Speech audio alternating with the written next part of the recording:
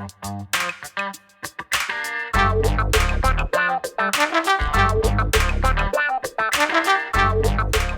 guys, Montel here, and welcome to another episode of Let's Be Blunt with Montel. Today, we're going to unravel the complexities of the cannabis law on both sides of the border. I'm talking about North and South, Canada and the United States, and we couldn't ask for a more informed guest. Joining us is a cannabis lawyer from Toronto. He's also an author, podcaster, and advocate for cannabis reform through various creative channels. We'll also discuss his newest documentary project, Colton's Maze, and see how we can all support the critical cause it represents. Russell Bennett, thank you so much for being a part of Let's Be Blunt with Montel today, sir. Oh, thanks so much for having me. This is such a pleasure. Absolutely. Look, let's start from the beginning. You know, I always like to do this for my listeners. Give me a little bit about your background. Where you from? Where you grew up? Where you went to school? And then what started moving you down the path of creativity and activism, and also the path of cannabis. So let's go way back. Where you from? Way back, Toronto. Well, originally my mother gave birth to me in the Toronto General Hospital, January 1st, 1971. It was a very cold day, but you know, it was kind of like today. Today's the second day of spring here in Toronto, and it's snowing. That's just not normal. That's And bizarre. on Christmas, there was no snow. What's going on here? So Toronto is as most of your listeners know, just on the north side of Lake Ontario, and so as a young Torontonian, the first time I had any brush with cannabis was in grade 11. Yeah, grade 11, grade 12, actually. Mm-hmm. My classmate. That was about 10 years ago, right? It was just 10 years ago, exactly. It was that time in life where Nancy Reagan was on the blowhorn. Just say no. And you know, in Canada, we get all the U.S. channels, and this is your brain. This frying egg is your brain on pie. I mean, great marketing, right? That was so effective because everybody was afraid. They didn't want their brains to turn into a fried egg, obviously. Yeah, that was about as effective as, Reefer Madness back in the early 30s, but go ahead. Even better. That stuff, yeah, you're going to kill somebody with an axe, right? Right. Anyway. Only if you're black, though.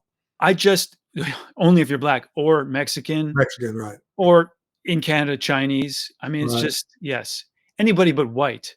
Right.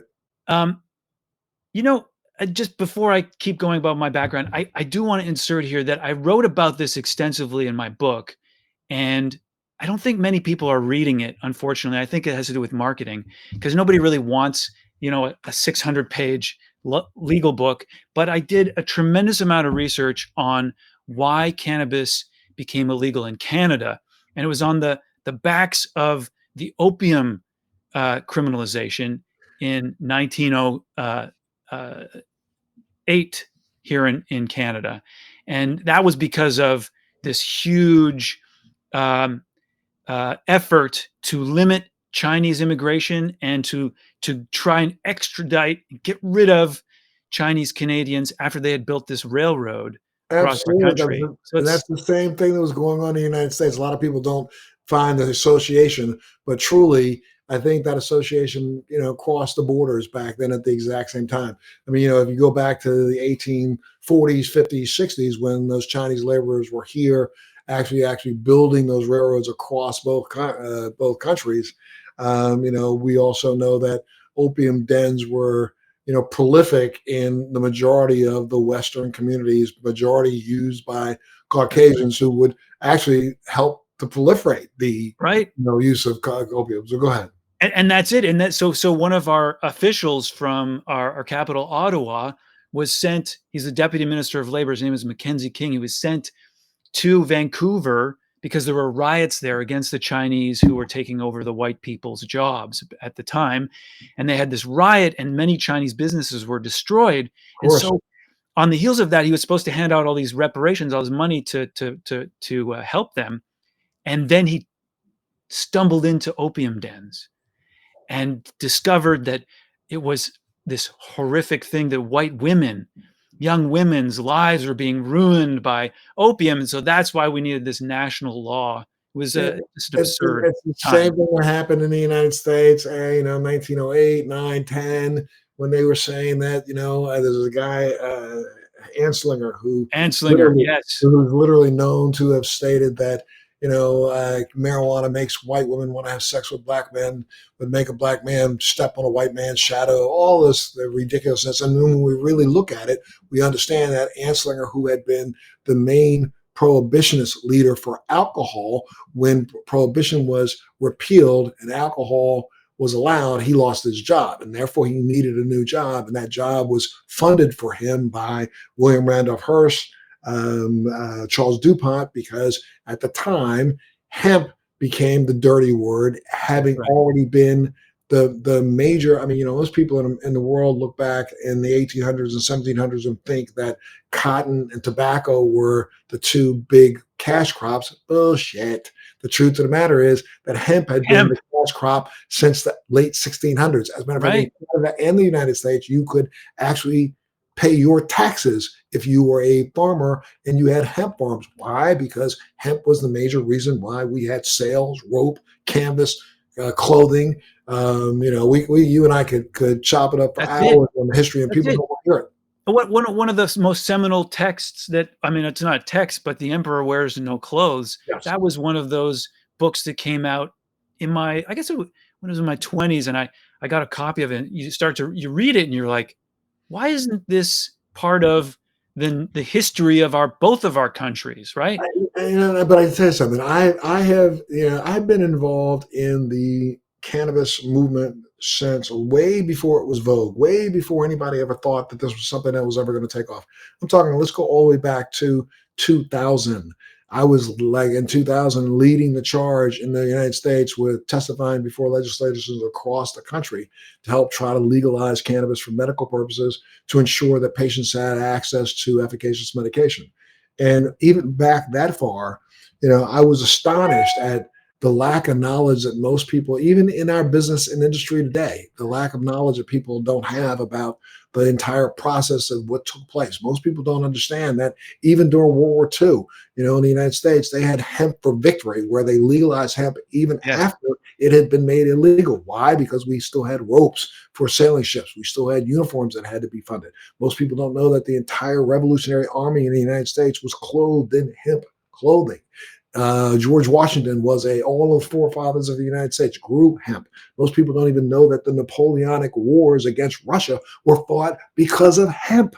People don't understand this. The Constitution itself was written on hemp paper, right? Isn't that it's amazing.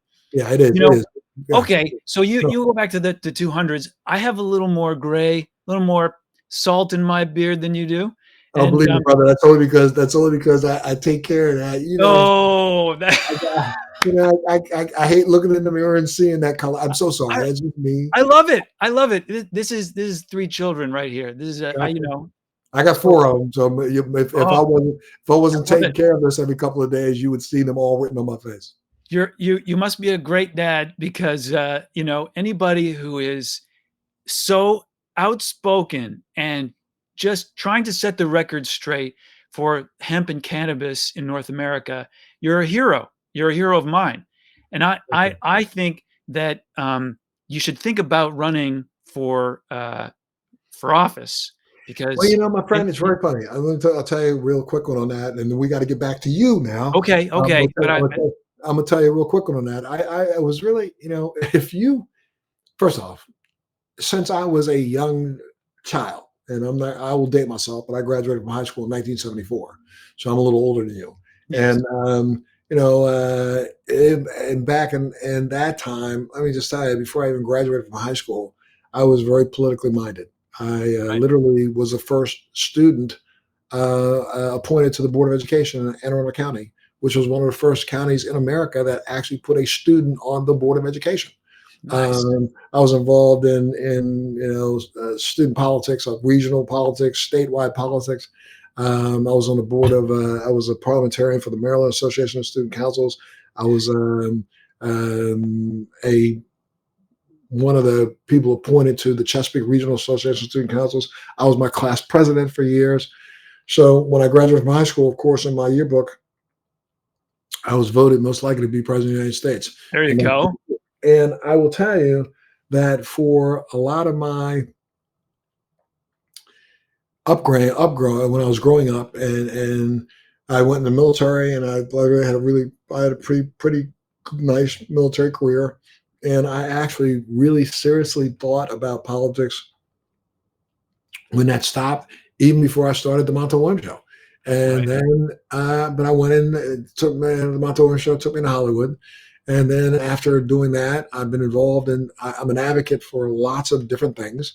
Um, I believe that my value is much more valuable as an advocate than I could ever be as a politician because, first off, in the United States, politics right now is honestly, I think historians will look back at this period of time 50 years from now and recognize that this was the political atmosphere in America is what brought down the biggest democracy in the world, the atmosphere that's here right now. Right. I hope so. Anyway, a couple of weeks ago, I was speaking at the Defense Intelligence Agency. When I was in the military, I held some of the highest clearances that our country has, worked on some of the most top secret information that we had as a nation. And I honestly thought that that would be a good stepping stone into politics. But I will Right. tell you now, somebody asked me, well, Montel, I think you really should be a politician. And I was like, I don't want to die. And I'm saying I that to you laugh. I in laugh all, not because that. I mean, it's funny you say that, but look, we're both going to die. Let's be clear. right. Where I think this issue goes sideways is the lack of politicians willing to speak out. And I recall that one of your previous episodes, you list the 12 people who had written this letter to Yes. um, Yes. to set the platform for moving cannabis from Schedule 1 in the states to Schedule 3, or eliminating it altogether from the Controlled Substances Act, and uh, and those politicians are now, I guess, brave in a sense because they're speaking out against the current regime, but still, it's still not strong enough. No, and the truth of the matter is that, there are so we could we're going to chop this up later on in this podcast. Let's come back to this and talk a little bit about it because, I think you nailed it. Their reticence is really their own fear. Again, their fear of being ostracized for an opinion that they all have a right to have. Exactly. We set the standard, I think, and I'm not trying to pat America on the back, but I'm telling you, I think one of the standards that America set when it comes to politics is this idea that everyone has the right to their own opinion. That was something that the rest of the world has always looked at and admired. But right Yes. now in America, that right to opinion is going out the door and Right. going out the door so quickly that by the time we realize how far it's gone, we will never be able to get it back. And, I'm one of those that I was just having a conversation about this 2 days ago. I'm not a right. I'm not a left. I am probably one of the most independent people on this planet, I believe. Politically, I do not look at any issue that I look at to evaluate and think of someone else's opinion first. My Right. opinion is all that matters to me.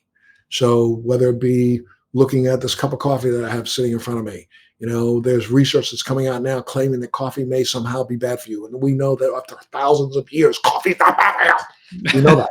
But, there's some whole group of buttheads that are trying to figure out a way to, figure out how to come up with some other chemical stimulants so that they don't have to worry about, not being able to patent something that nature gave us. It's the same thing that's happening here when it comes to cannabis.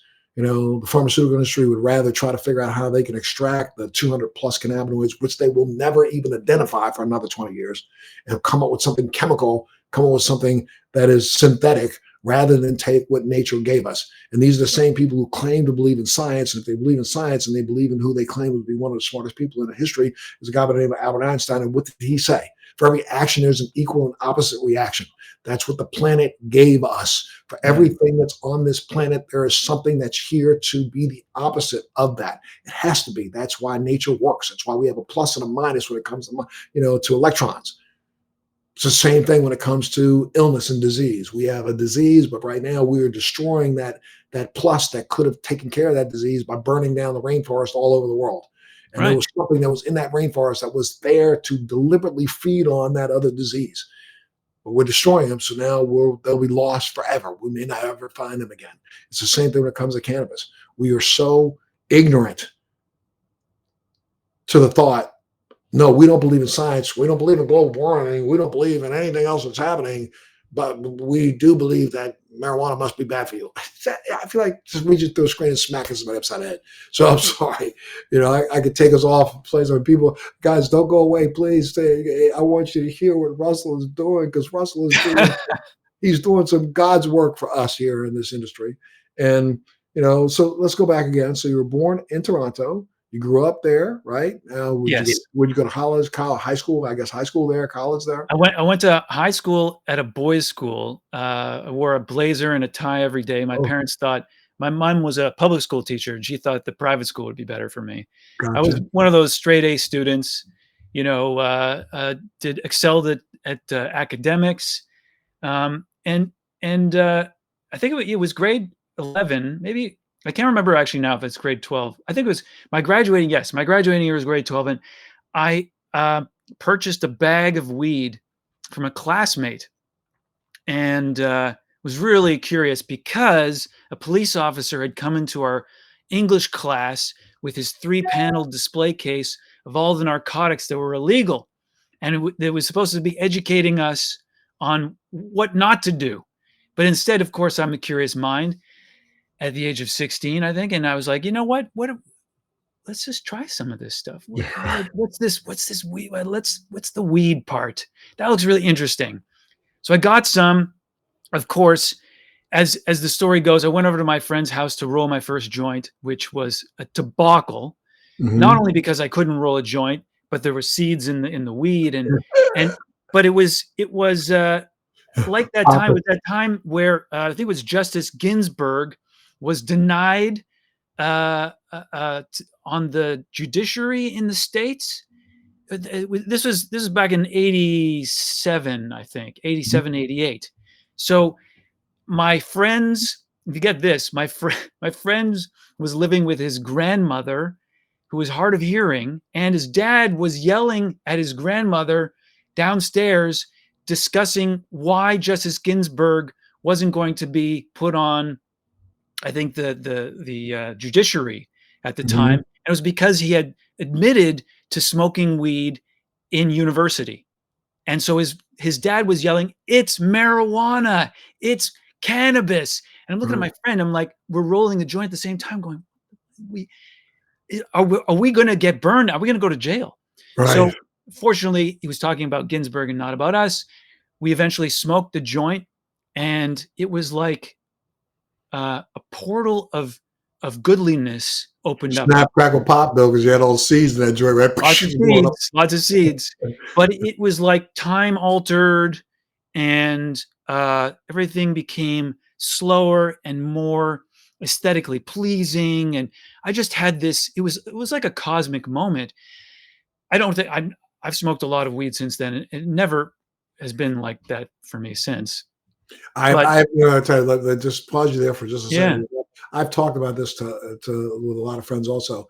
Though there's cannabis now of every ilk and type out across the country. We've crossbred so much that the terms don't even mean anything anymore.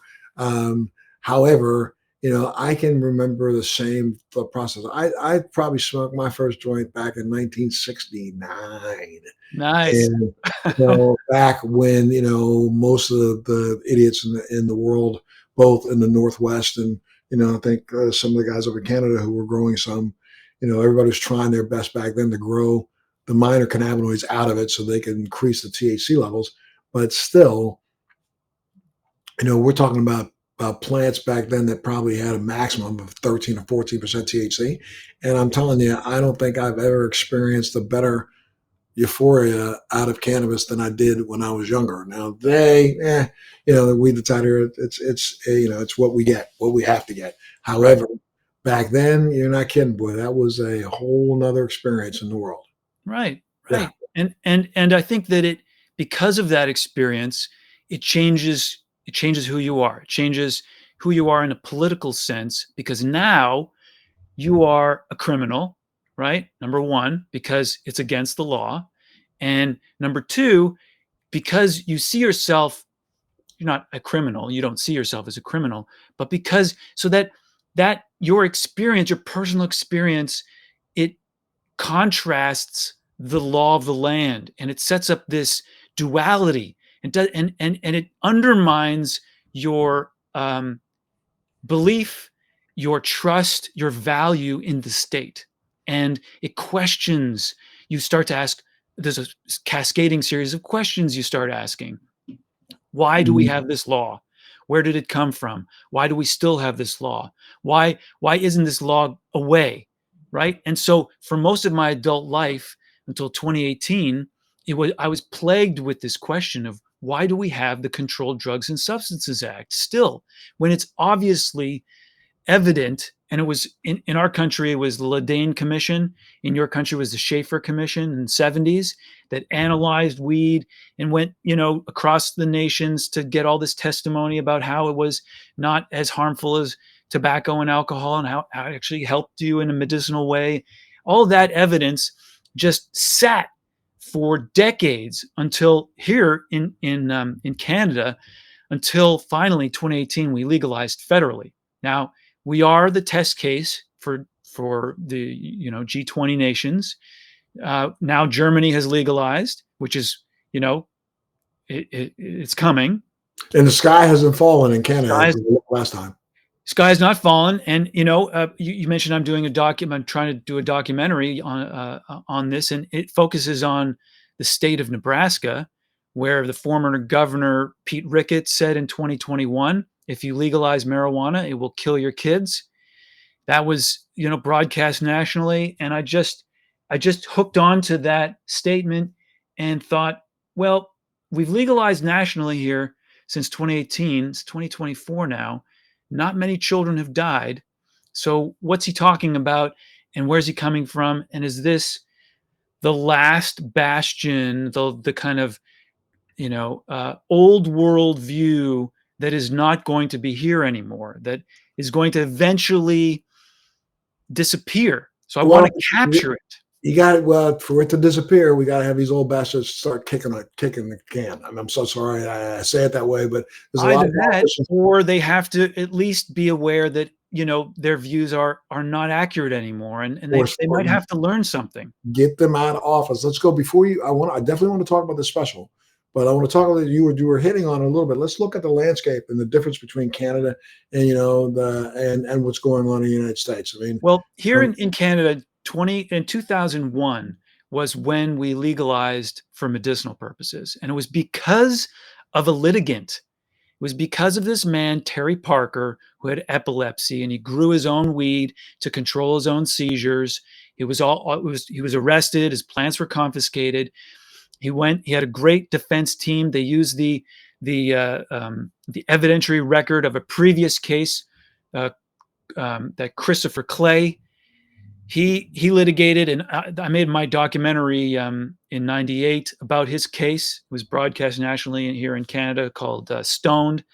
And Stoned followed Chris's case about how cannabis is not a gateway drug. Cannabis just dispelled the case, basically dispelled all the myths.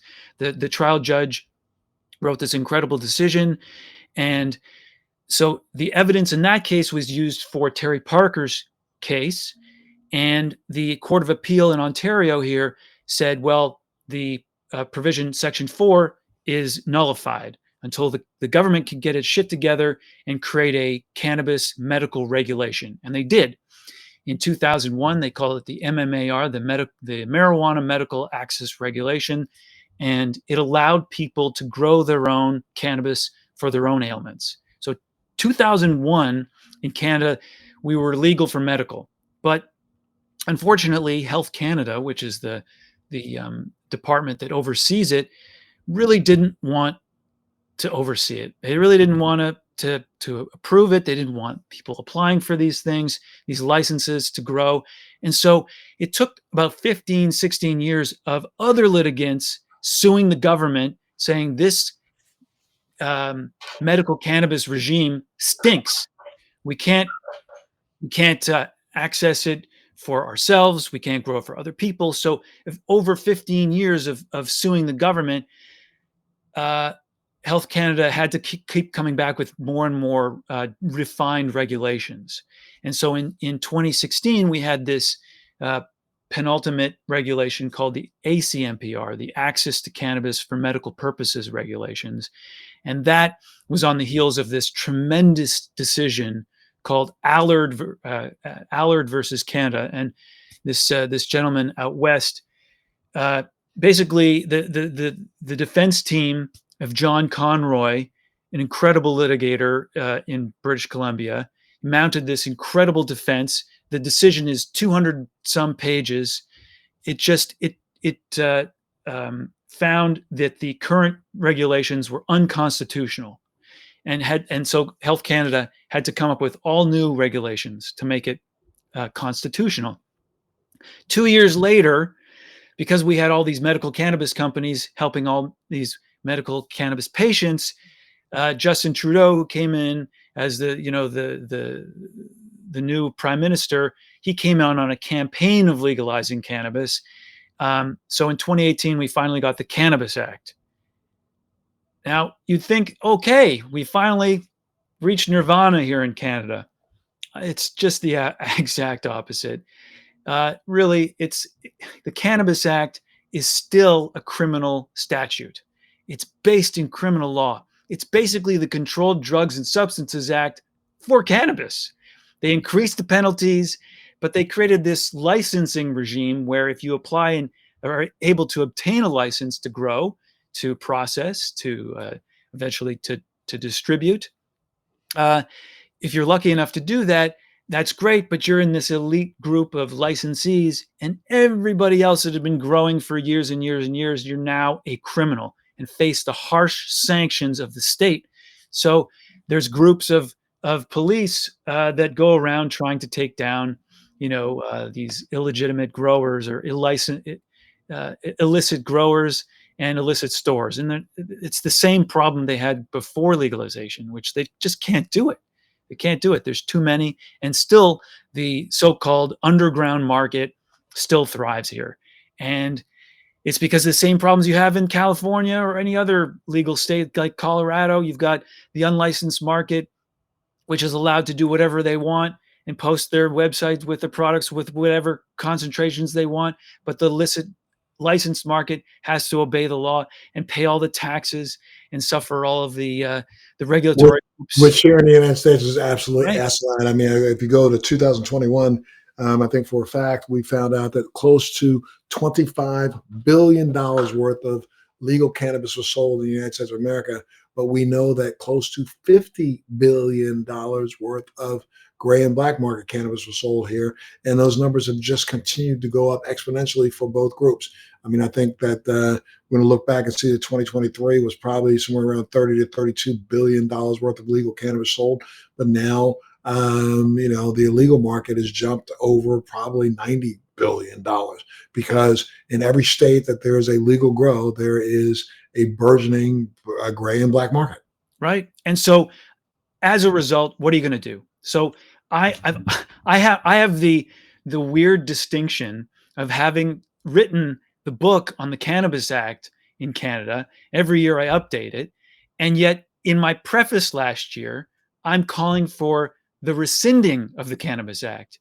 So in my preface, I'm saying we need to get rid of the Cannabis Act, even though I'm the one who's writing about what the Cannabis Act is and all the cases that are coming out of it. It's the most bizarre thing. And I had to reach this conclusion because of what you just said, is that the unlicensed market is thriving.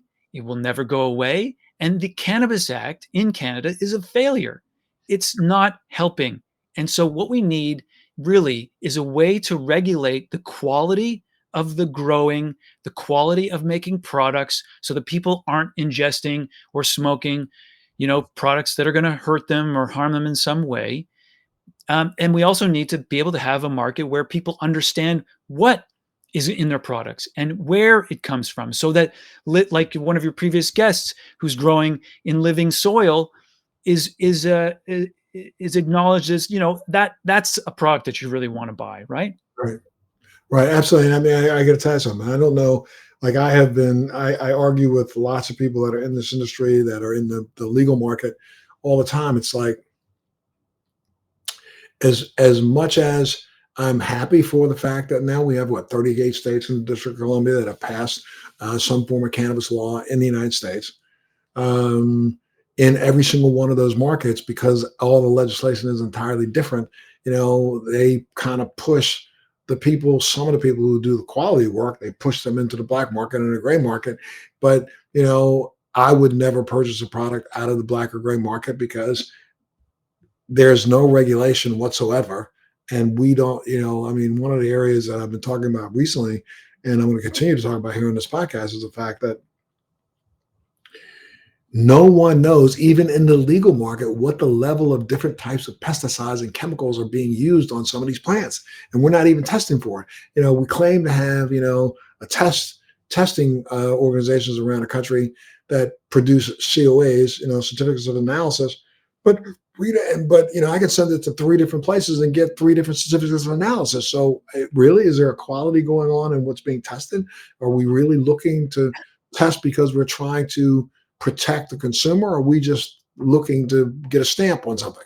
And yes, and to add to what you just said, are those pesticides that are being used on cannabis plants really fit for when you ignite it, when you ignite the plant? When you smoke the flower, is the pesticide um, Yeah. being is it the right pesticide? Like, what we don't know is Is how what much happens to that residual is left over. pesticide once you light it on fire, Correct. right? At In your least body. yes, there are a couple of organizations who are right now starting to look at this very, very closely. As a matter of fact, I got a guest on the show a couple of days ago or a couple of weeks ago who runs a laboratory that's doing just this. They're starting to take a look really hard at some of the things that we claim to be legal pesticides. Nobody's made a legal pesticide for cannabis, but they claim to be legal, and they're using, let's say, another product's pesticide on this product, and we don't. You're absolutely right. You don't know how much of that stays in the product as we burn it. So Right. yeah, yeah, And then there's the other problem of irradiation.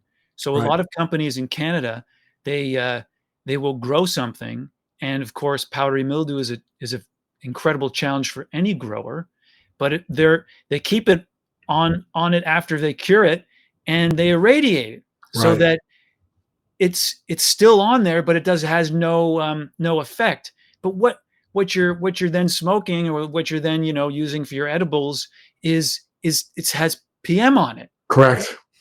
And irradiation is not the solution, but that's what the government deems as being, now that's healthy, that's Yeah. good for you, right? That's So just correct. not that's not good.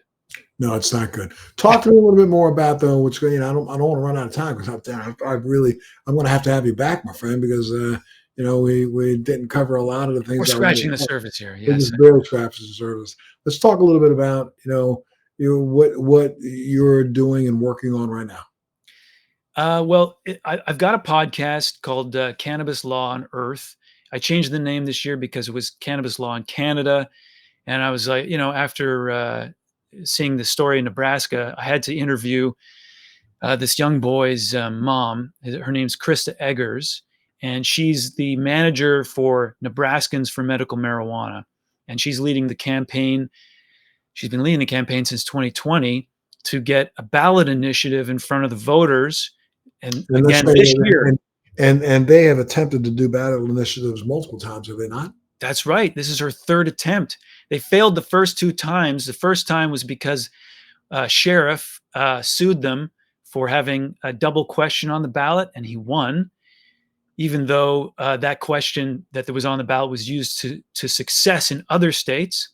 And the second time, they couldn't get enough signatures, unfortunately, because their main sponsor, who was going to give them $1 million, died in a plane crash that he Oh, was flying. So unfortunately, they couldn't get enough signatures, just a few thousand short. So this is their third attempt, and they need 78,000 signatures from Nebraskans in a bunch of different counties in order to get on the ballot by July 3rd of this year, and then it's going to be on the same day as Election Day for you guys, federally and in state of Nebraska on November 5th.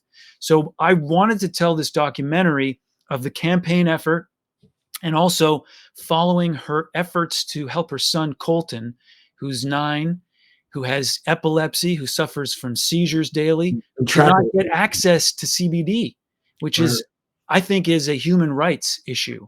And especially in what sense we have this thing that we've called the hemp bill or farm bill in the United States that made CBD or made hemp legal all over the country. And there are states like Nebraska that have pulled out and said that no, CBD can't be legal, which is really bizarre to me. I just don't get it. It is bizarre. So this is the story I'd love to tell so that at least viewers would be able to see this maybe from a different point of view. That I do want to interview the governor, Jim Pillen. I do want to interview State Senator Ricketts, and I want to interview the researchers that are behind the SAM organization, because I feel like they have their own point of view, and whether I'm with them or not, I just think that they have some kind of belief that legalizing marijuana is a bad thing. So I really want to understand that point of view and contrast it with what Krista and Nebraskans for Medical Marijuana are fighting against. I believe it's a really hot. It's a story of intense conflict in your country that is not being given national attention yet. You know, go ahead and give out your stats right now on your podcast, on all the where people can go to get more information. Again, this is called Colton's Maze, correct? That's correct. We're just in the beginning, the infancy of getting this film together. Right now, we need funding to head down to Nebraska to shoot for a week, and then to follow up. And I think this is a story that needs to be told. So that's one major project I'm working on, and give people information about where they can reach out to. What is their website or a podcast or something they can go to? You can always reach me on my law firm's website, which is cannabislaw.ca. There's an intake form there, or you can email me directly, rbennett@cannabislaw.ca. A quick Google search for cannabis law comes up with my website and the podcast. And we'll tell people if they wanted to donate to this cause, how to do so. I don't have a Kickstarter page yet, but if maybe that would be a good thing to do, is start one of those things up. Mm-hmm. Mm-hmm. Yes, I will start one up very soon. And how is Colton doing? I mean, I know Colton, again, living in Nebraska, as his family taking him out of state to be able to medicate him and bring him back, or what are they doing? That was one of my first questions to Krista, and she said to me that they didn't want to move out of state due to insurance reasons, but also because of community, that they have a large community of people who are supporting her, and her husband is away on business a lot, so she's sometimes left as a single mom. And to get Colton the medicine, he's in and out of hospital all the time, so he's being treated by a hospital. But I'm sure that if the hospital detects any cannabis in his system, they'll turn it up to the police. And that's exactly it. You nailed it. Yeah, if they detect, because he's getting blood tests, they detect it in his blood, he could be taken away from his family. So it's a very, very awkward and challenging time right now. It's ridiculous, especially in the fact that they can go across the border to a couple different states and find the relief that they need.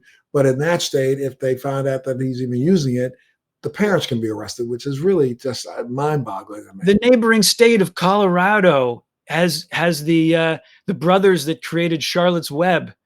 Dr. Sanjay Gupta's documentary Weeds back in 2013 followed Charlotte Figue's story, and her parents using this high CBD strain to stop her seizures. It's neighboring to Nebraska. I mean, it's such an ironic and bizarre story, which is why we need to shine a light on it. No question. And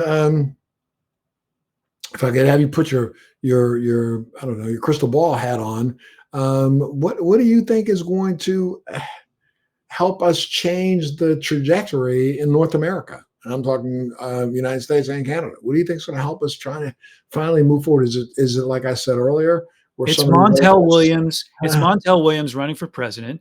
uh, It's it's also regular people doing what they're already doing, which is trying to find answers for themselves. Our governments tend to be 10 steps behind us, as is evidenced by how Canada legalized. Canada legalized federally, not because the politicians were like, we got to legalize. It was because regular Canadians sued the government to say, I need access to this for my health.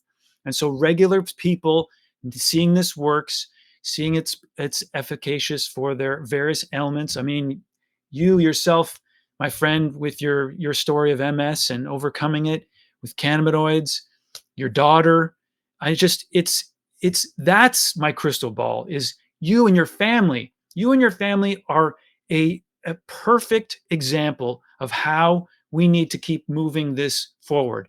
It is unfortunate that our elected officials follow us. Maybe that's why you shouldn't be the president. Maybe you should be your example is who the politicians should be listening to. from your lips to God's ears, and I hope that some way, shape, or form politicians do start listening. But it's just it's a sad commentary when you even take a look at what's going on right now here in the United States. I mean, we have a president and a vice president who claimed that they were going to try to do something in the cannabis space in the first 100 days in office, and straight up lied to the American public and didn't do a damn thing and haven't done a damn thing. And now in the next couple of weeks, they keep hinting at trying to put some sort of, I don't want to call it legislation forward, but put some sort of a movement forward on behalf of cannabis. But they just kind of like, it just barely trickles out their lips. And Yes. they're only doing so because they're trying to get an extra vote. And Exactly. And because it's a voting year, they're going to try their best to engage the cannabis voters. Kamala Harris had a sit down with somebody last week who was asking for pardons, federal pardons for cannabis crimes. I think that's a really good step forward for the vice president to be saying comments like this is far overdue. She's got to talk to good old Joe and say, look, let's make this front and center. They'll get more votes from it. That's for sure. I'm going to say, whoever steps up to the plate and actually supports cannabis reform first is going to get a huge amount of votes, especially when you're looking at the fact that here in the United States, for the first time, I think we broke 90% of people in America when polled will answer unequivocally that they support medical marijuana. And over 70% of the nation states that they will support legalization of cannabis. So right there alone would be reason enough. And I know that you guys probably laughed at us here in the United States over the Capitol invasion back here. And one of the things that people, I don't know if Canadians know this or not, but there was a lot of pot being smoked when they invaded our capital. I heard you say that when you're talking to Jim Belushi, and that was very, very funny. It's sad and funny at the same time to think about how a bunch of weed smokers would be comfortable storming the Capitol. Just bizarre, right? Yeah. But bizarre. But that's exactly what was happening. It was a lot of people were talking about this, claiming the stench of marijuana.